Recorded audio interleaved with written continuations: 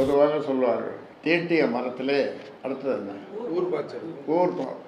அந்த மாதிரி இந்த ஆலமரம் போல நான் கஷ்டப்பட்டு வியர்வை சிந்தி 96,000 கிராமங்களுக்கு சென்று வளர்த்த இந்த கட்சியை ஆலமரத்திலிருந்து ஒரு கோடாரியை செய்து அந்த கிளையிலிருந்து அது நுனிக்கிளையில் உட்கார்ந்து வெட்ட ஆரம்பித்திருக்கிறார். அதனுடைய பலன் என்ன ஆகும்? கீழே விழுவதை தவிர வேறு எதுவும் இருக்க முடியாது. நான் நட்ட ஒரு பூந்தோட்டம், அதில் அந்த பூந்தோட்டத்தில் எல்லா விதமான மலர்களும் பூத்து குலுங்குகிற நேரம். அதில் பல குரங்குகள் நுழைந்து அந்த செடிகளை எல்லாம் பூக்களை எல்லாம் நாசம் பண்ணி தினந்தோறும் அதே வேலையை அவர்கள் செய்து கொண்டிருக்கிறார்கள்.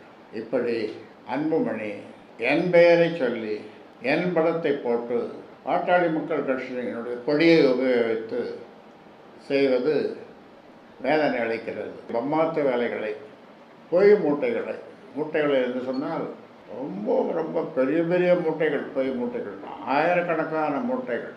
வாய் திறந்தால் பொய்.